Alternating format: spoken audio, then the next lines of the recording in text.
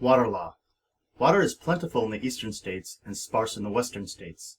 Not only is there less water in the west, but rain and snow are not consistent. Instead, they are highly variable. Thus, the legal doctrines that were developed in the east accounted for plentiful water, and the legal doctrines that developed in the west accounted for sparse water. Variations of these doctrines and sometimes hybrid doctrines were developed in some Midwest states, where water abundance was somewhere in between being plentiful and sparse. While there have been several different water law doctrines, one particular doctrine stands out the most. It is the reasonable use doctrine, also known as the American rule. Almost all states have adopted the reasonable use doctrine or have gravitated to some close variation of the reasonable use doctrine. In other words, where the reasonable use doctrine has not been adopted, the law has been modified or added to by the courts and now closely resembles the reasonable use doctrine. Water law has to do with bodies of water which are big enough to create a legal or physical conflict. Thus, the water at issue is usually a river, stream, lake, groundwater, etc. These sources of water can be organized into three types: watercourses, which can be a river, stream, and lake; groundwater, which is non-flowing water below the ground; and surface water, which is water that collects on top of the ground, for example, rainwater or snow. Note, while water law is created by statute and case law, it may also be created by contract, i.e. when someone transfers his water rights to someone else. Watercourses are governed by two major doctrines. This is because, as we mentioned earlier, water is plentiful in the eastern part of the country and sparse in the west. Not only is there less water in the west, but rain and snow are not consistent. Instead, they are highly variable. Where watercourses are plentiful, the law developed so that water rights came with the land, and so that the water rights were equal among the owners whose land touched the watercourse. Where watercourses were sparse, the law developed into a seniority system where priority was determined by whoever first put the water to beneficial use, which meant that it wasn't a requirement to own land along the watercourse. These two doctrines are the Riparian doctrine and the prior appropriation doctrine. Here are the details of each. Under the Riparian doctrine, an owner of land along a watercourse is called a riparian. Each riparian owner has an equal right to use the watercourse. Further, every state which follows the Riparian doctrine has extended this right by adding the principle of the reasonable use doctrine, which is that each owner may make any reasonable use of the watercourse as long as it does not unreasonably interfere with other owners. Therefore, the Riparian doctrine is now defined as the following: riparian owners have equal rights to reasonably use the watercourse as long as it does not unreasonably interfere with other riparian owners. This right cannot be lost even if the riparian owner does not actually use his right. However, the right is limited to use and not ownership. In other words, a riparian does not own the watercourse or the water itself. Instead, a riparian has the right to use the water. Note, natural use of the water supersedes unnatural use. For example, if there is a dispute between two riparian owners, the water rights of the riparian owner who is using the water for his land are superior to a riparian owner who is using the water somewhere off of his land. Under the prior appropriation doctrine, water rights are on a seniority system. This system is often described as having a first-come, first-served basis.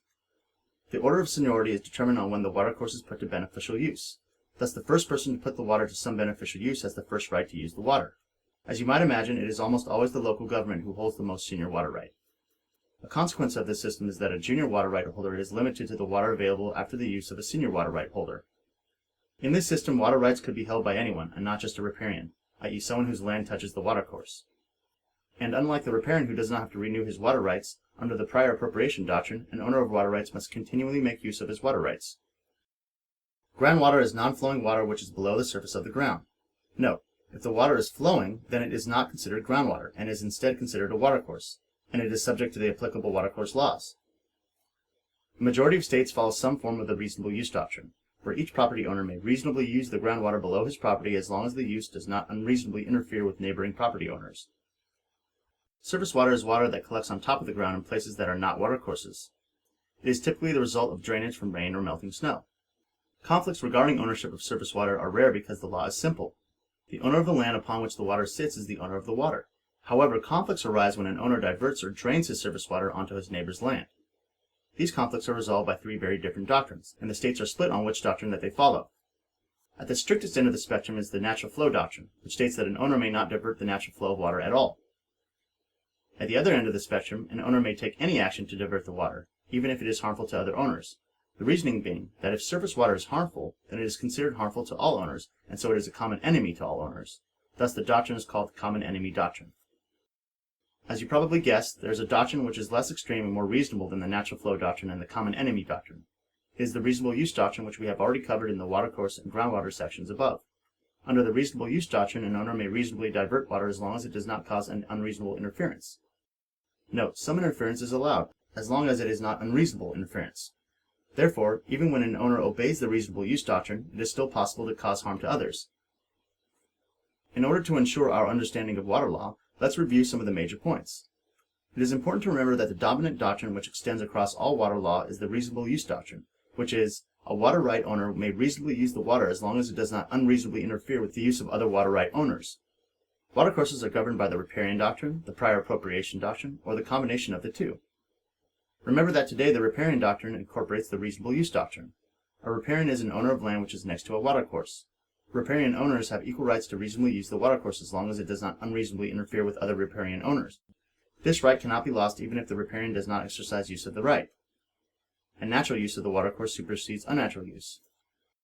The prior appropriation doctrine is a seniority system. The seniority of each water rights holder is determined on when the watercourse is put to beneficial use. In this system, water rights can be held by anyone and not just a riparian. And unlike the riparian who does not have to renew his water rights, under the prior appropriation doctrine, an owner of water rights must continually make use of his water rights. Groundwater is non-flowing water which is below the surface of the ground. The majority of states follow some form of the reasonable use doctrine, where each property owner may reasonably use the groundwater below his property as long as the use does not unreasonably interfere with neighboring property owners. Surface water has to do with draining water which has collected on top of the ground in places that are not watercourses. Under the natural flow doctrine, an owner may not divert the natural flow of water at all. Under the common enemy doctrine, an owner may take any action to divert surface water even if it is harmful to other owners. And under the reasonable use doctrine, an owner may reasonably divert water as long as it does not cause an unreasonable interference.